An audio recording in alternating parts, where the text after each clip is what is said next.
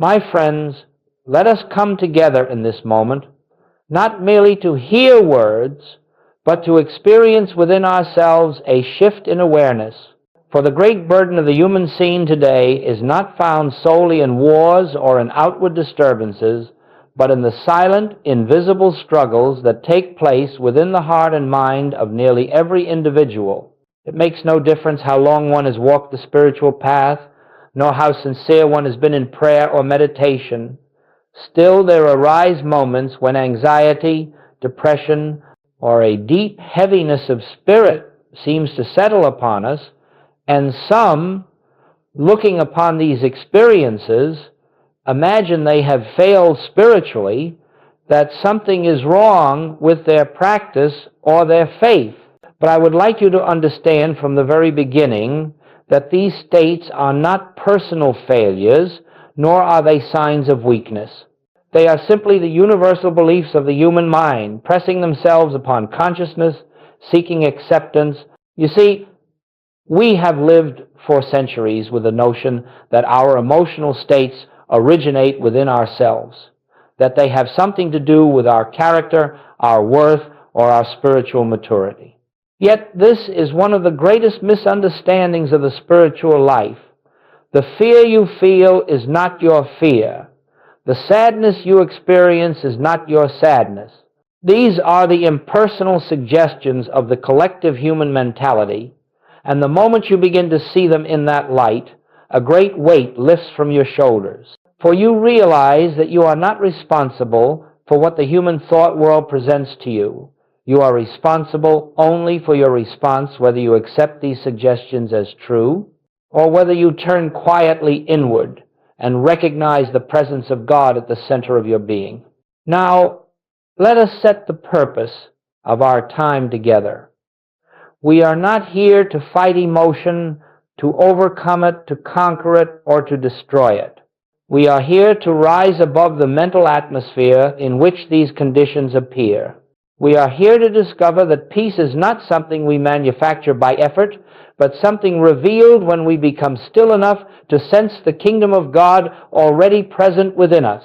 And as we proceed, I ask you not to struggle with the concepts, nor to try to force any experience, but simply to listen with the inner ear. Let whatever truth is meant for you make itself known. For truth revealed is truth that acts, truth that heals, truth that dissolves the clouds of fear and reveals the light that has never been absent from your being.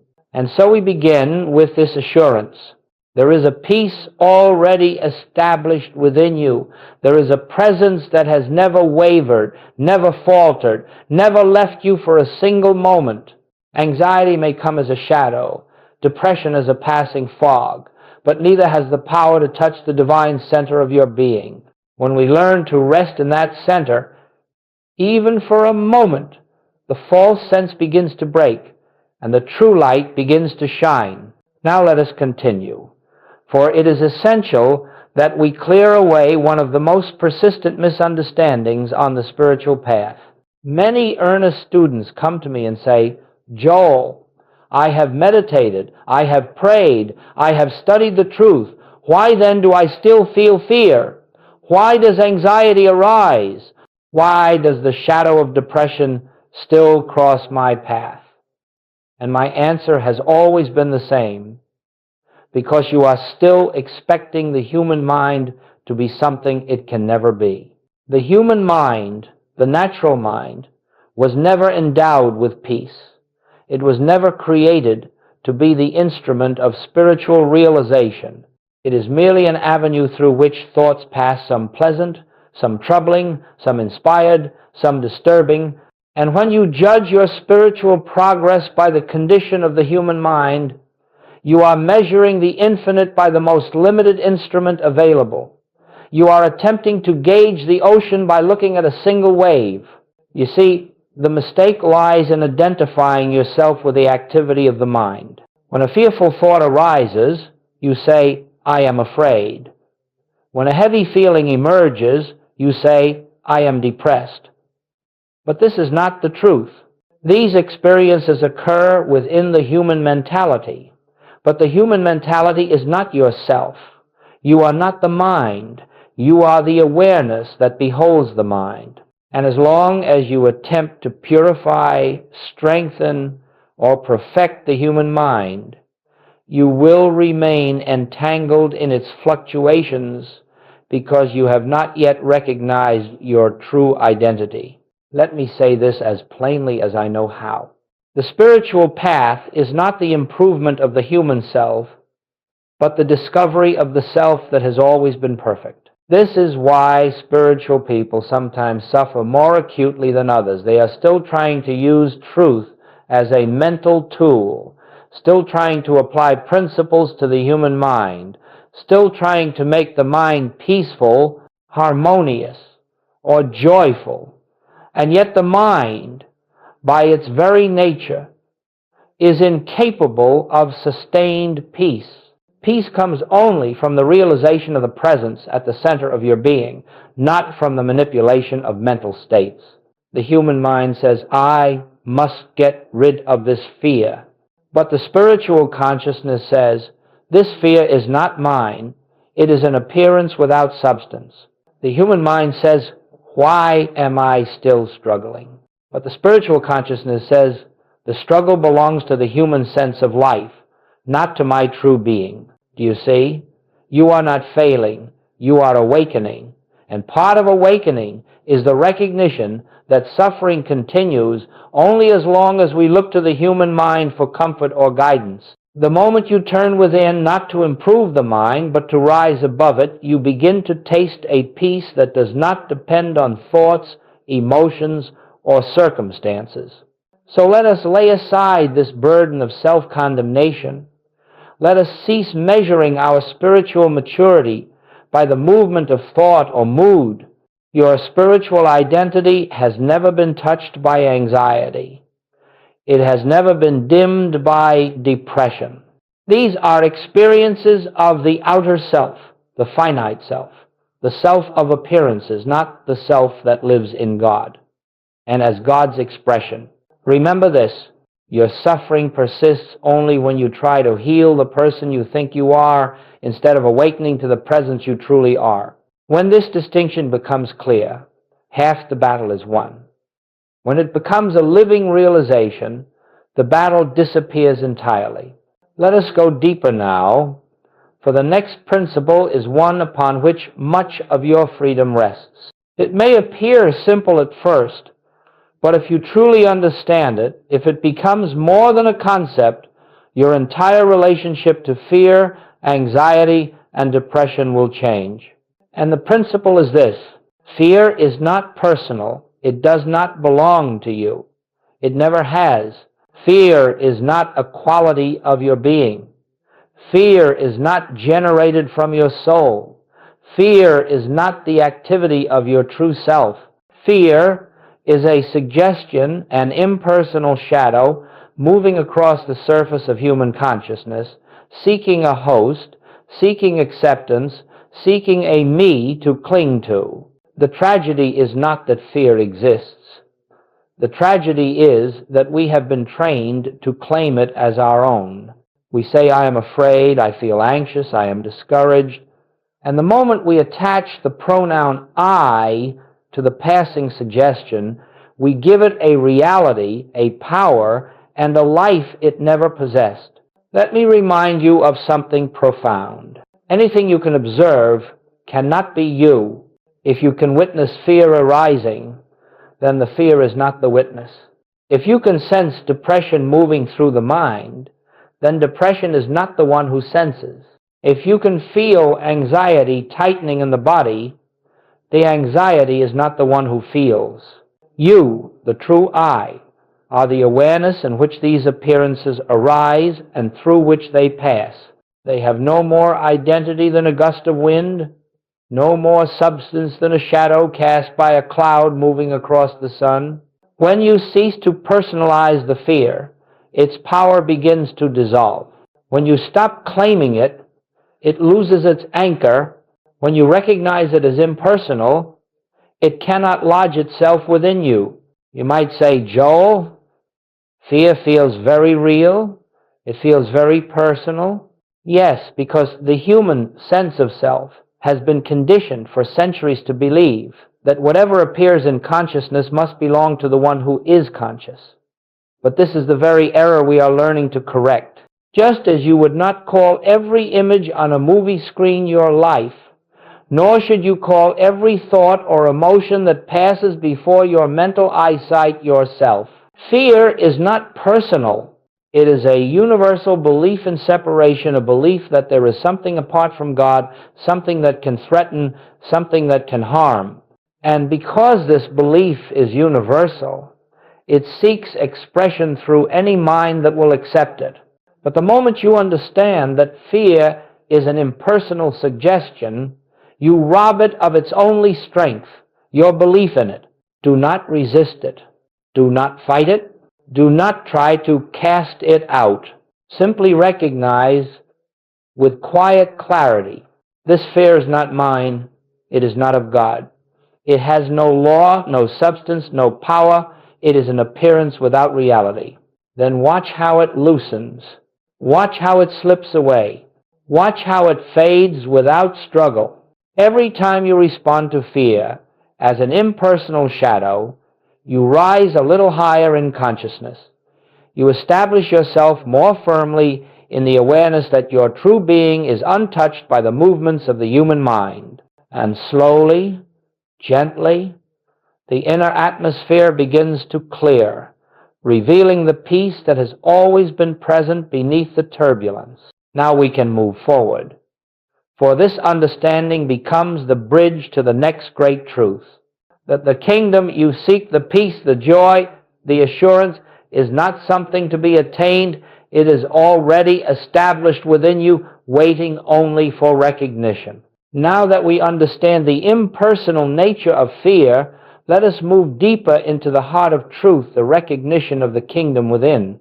For without this recognition, we may succeed in calling fear impersonal, yet still feel vulnerable, still feel as though we must defend ourselves against the movement of the mind or the fluctuation of emotion.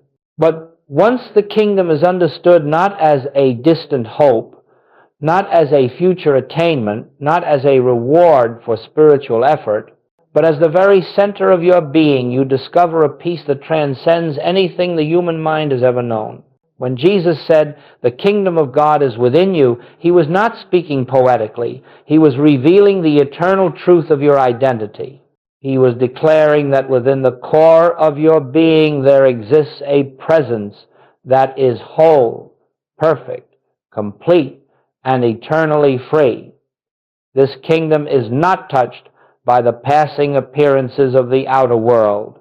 It does not fluctuate with your thoughts. It does not rise and fall with your emotions. Now that we understand the impersonal nature of fear, let us move deeper into the heart of truth, the recognition of the kingdom within. For without this recognition, we may succeed in calling fear impersonal, yet still feel vulnerable, still feel as though we must defend ourselves against the movement of the mind or the fluctuation of emotion. The kingdom is the infinite, invisible presence of God expressing itself as your very self. And so long as you continue looking outward for peace, seeking it in relationships, in circumstances, in achievements, in the approval of others, you will experience only moments of temporary harmony, followed by the inevitable return of fear or uncertainty. For everything external is unstable, temporary, and subject to change. But the kingdom within is eternal. And once you make contact, once you truly sense that inner presence, no external condition can take that peace from you. Now, let us understand something very important. The kingdom within is not a mystical feeling, nor a pleasant emotion, nor a moment of heightened inspiration. These may accompany the realization, but they are not the realization itself. The kingdom is a state of divine awareness, a deep inner knowing that beneath the world of appearances, beneath the turmoil of the mind, beneath the fluctuations of emotion, there exists a silence, a stillness, a presence that is your true life. This presence does not come into being when you meditate, nor does it disappear when you forget it. It is always here, always functioning, always expressing, but it can operate consciously in your experience only when you recognize it. And this recognition is not accomplished by effort, nor by strain, nor by trying to reach God. It comes only through stillness, through the quiet turning inward, through the gentle resting in the truth of your oneness with the infinite. You see, peace does not come because you have succeeded in removing fear. Peace comes because you have discovered the presence in which fear dissolves naturally.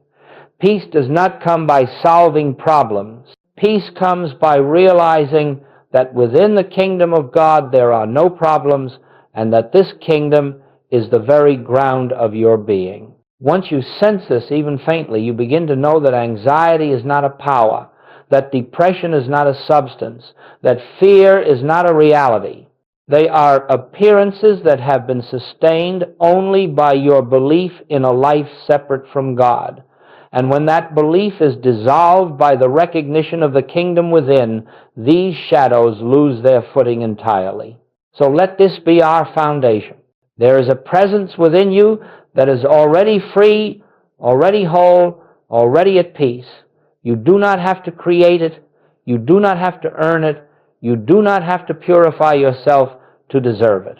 You have only to recognize it, to touch it, to rest in it, even for a moment, and something within begins to shift. The noise of the human mind softens. The turbulence of the emotions subsides. And you begin to taste the peace that Christ called, not as the world giveth.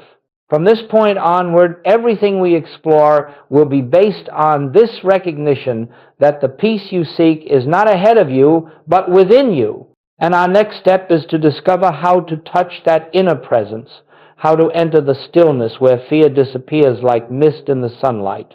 Let us now take the next step in this unfolding journey. For it is not enough to understand that fear is impersonal, nor is it enough to hear that the kingdom of God is within you.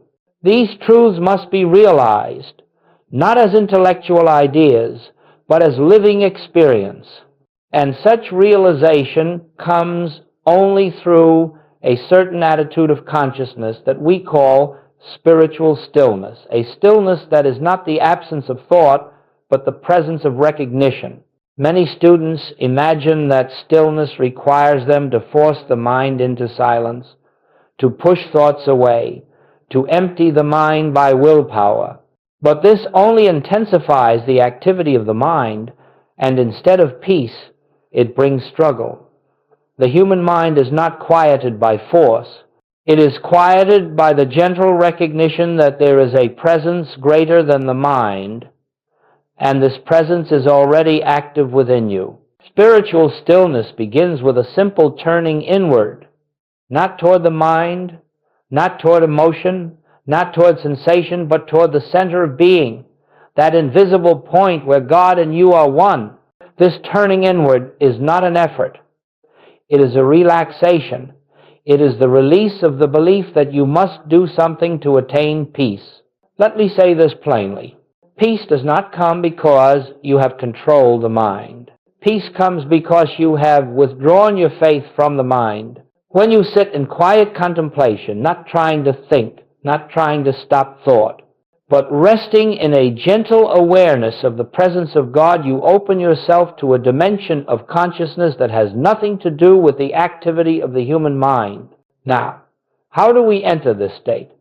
You begin by acknowledging silently and without strain, God is here. Where I am, God is. I need not reach out. I need only recognize. As you rest in this acknowledgement, something beautiful occurs. The mind slows, not because you have forced it, but because it senses it is no longer needed to provide safety or guidance.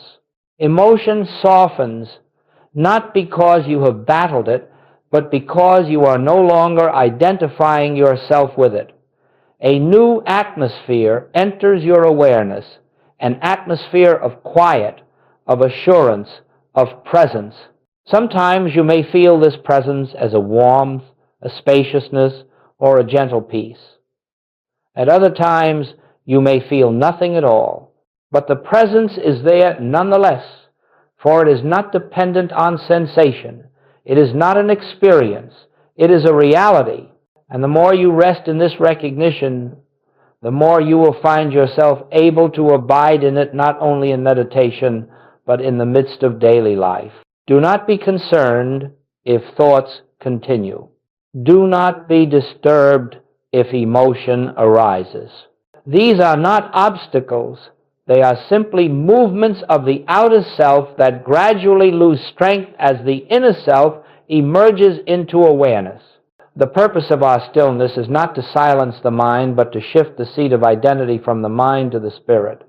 In this stillness, you will discover that fear cannot remain, anxiety cannot survive, depression cannot anchor itself, for these conditions belong to the human sense of separation, and in stillness, separation dissolves. In stillness, you come into the realization that I and the Father are one, and in that oneness there is no fear, for there is no other to fear and no lack to grieve. This is the practice. This is the way, not effort, but recognition, not striving, but resting in the truth of being.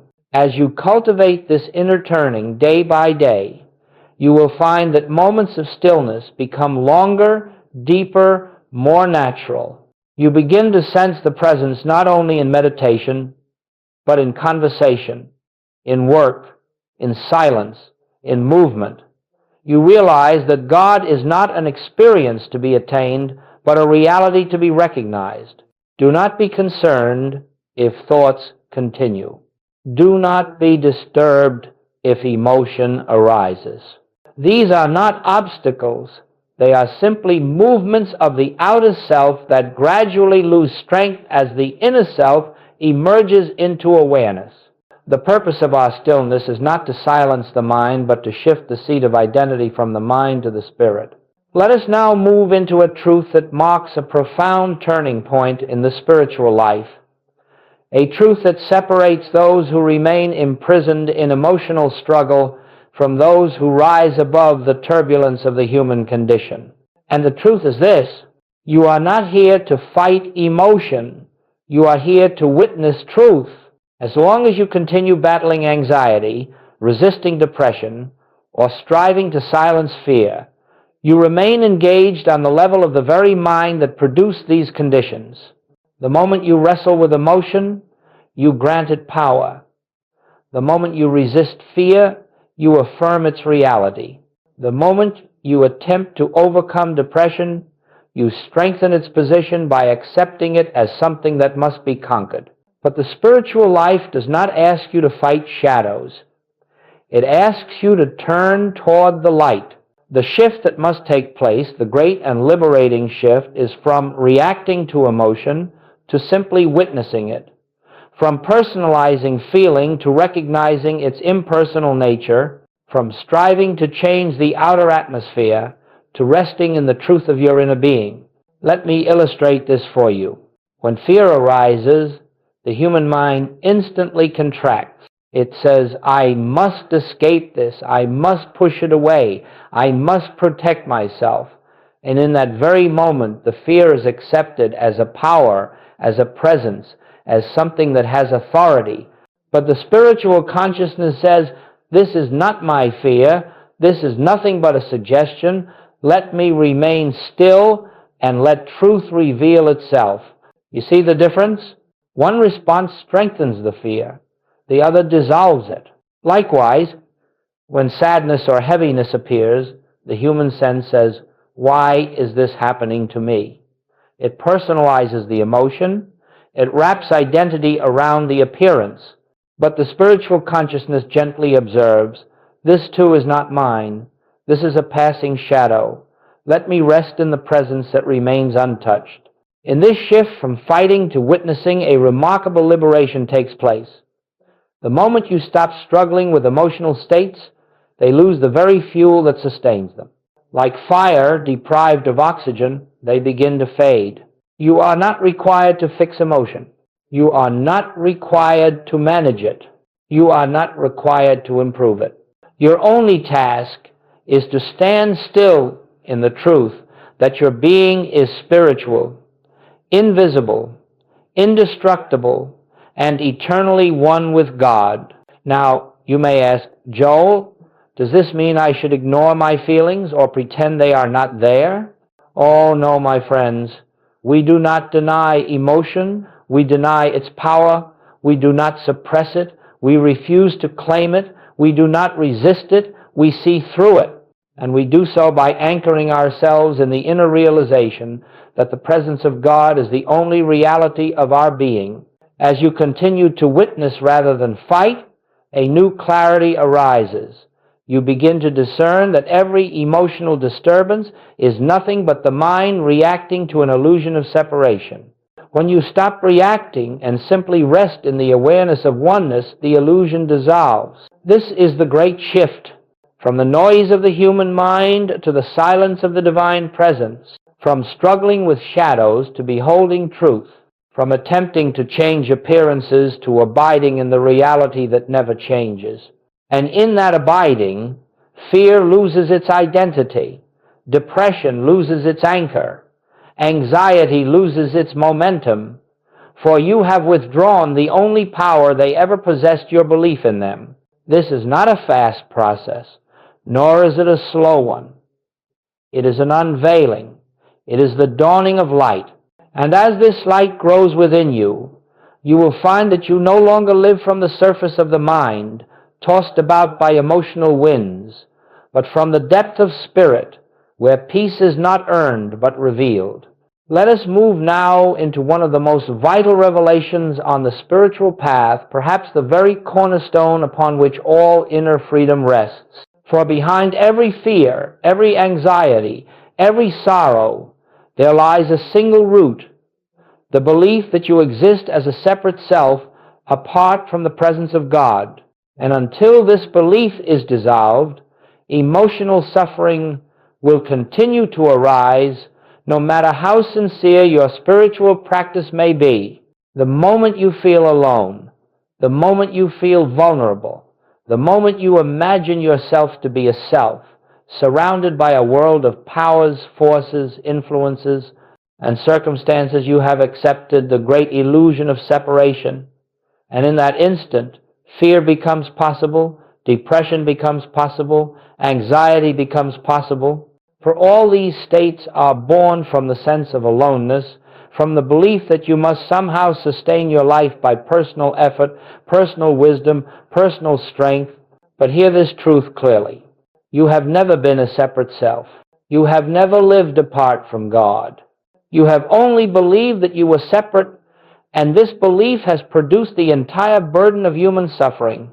When the human mind says, I am afraid, it speaks from the illusion of separateness.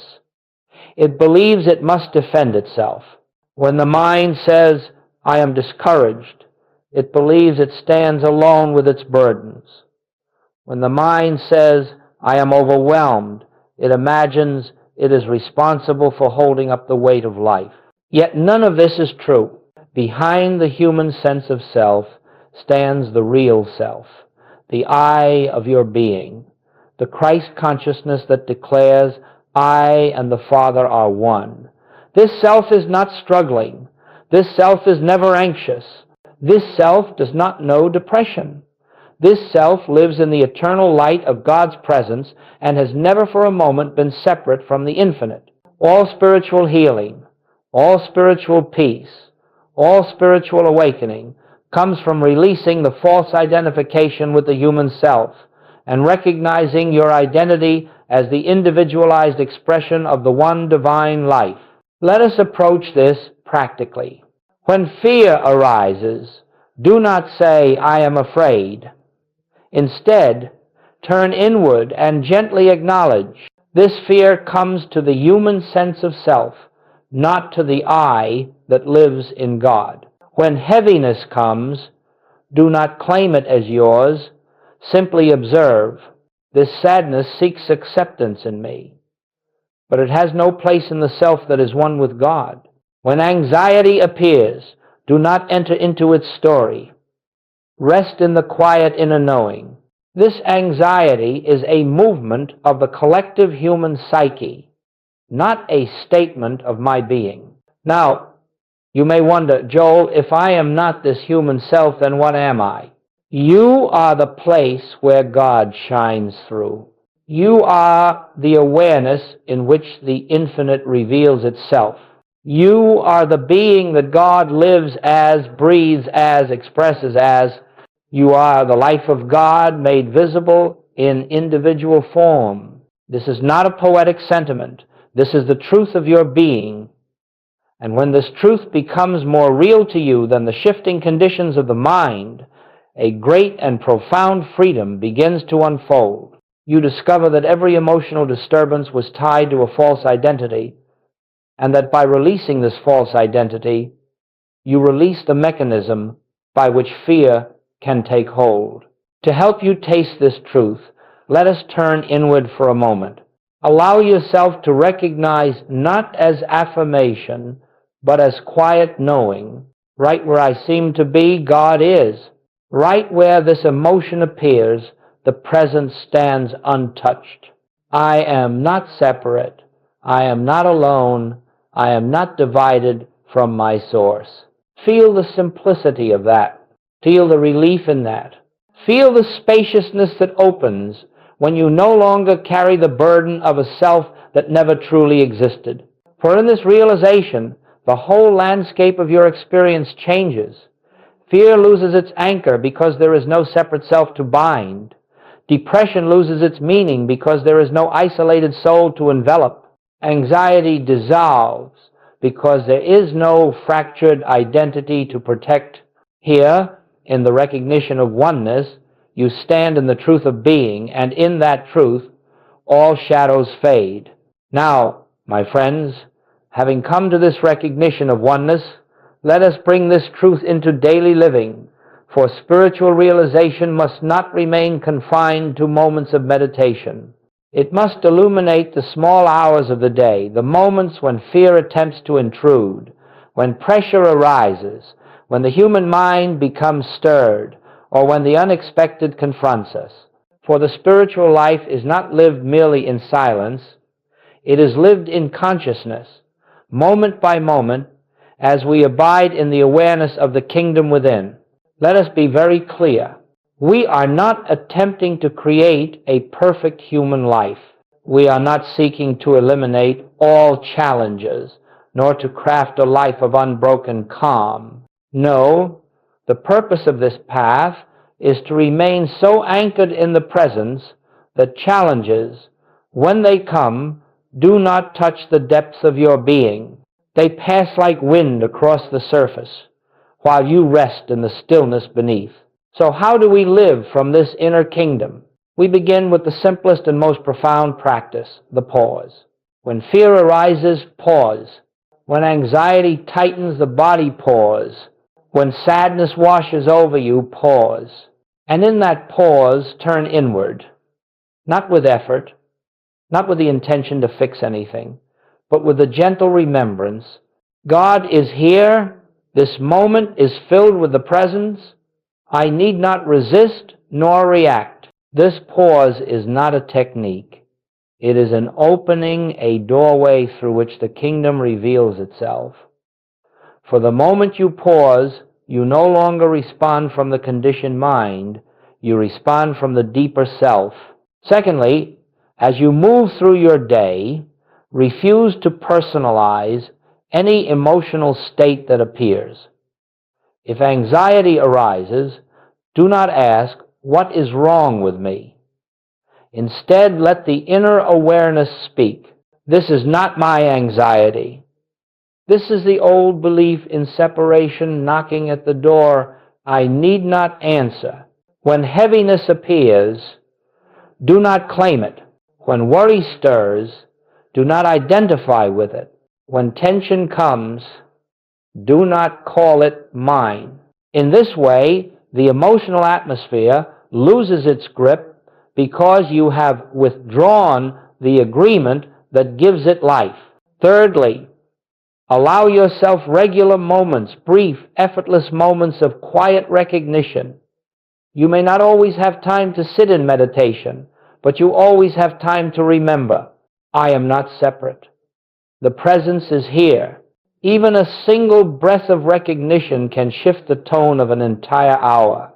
Fourth, as you go about your tasks, speaking, working, listening, remind yourself that you are not the one doing these things by personal power. Behind your actions stands the infinite. Behind your words moves the Spirit. Behind your thoughts flows a deeper intelligence. As this awareness grows, you discover that burdens lighten, decisions become clearer, and life moves with greater harmony, not because you are controlling it, but because you are no longer attempting to live life as a separate self. Finally, when you face difficulties, and they may come, do not fall into the old habit of panic or self-blame. Simply turn within and rest in the inner assurance, the presence that lives as me is already here. The wisdom needed is already here. The solution already exists within the kingdom. I need only be still enough to recognize it. And as you continue in this way, pausing, recognizing, refusing to personalize, and gently resting in awareness, you will notice that something begins to change. You will find that emotional states that once gripped you fiercely now pass more quickly, more lightly. You will sense a background of peace that was not there before. You will experience a deeper stillness that accompanies you even in activity.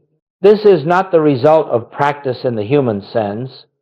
It is the unfolding of truth within you.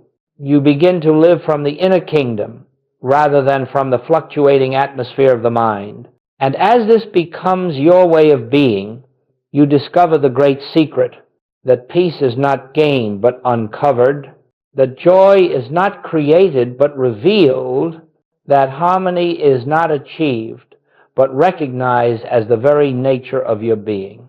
This is the life that emerges when you no longer identify with the human self but with the divine presence at the center of your being.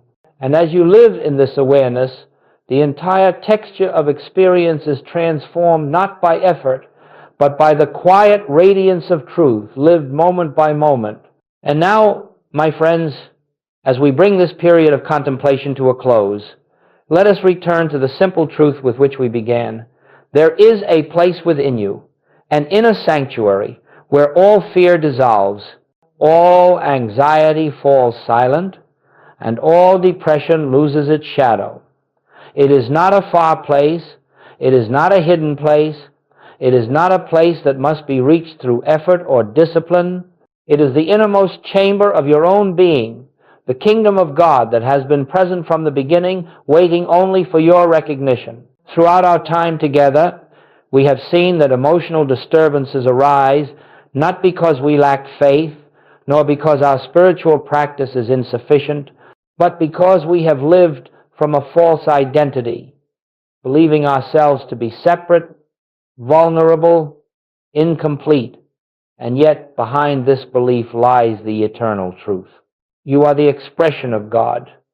You are the life through which the infinite shines. You are the awareness in which all illusions appear and in which all illusions dissolve.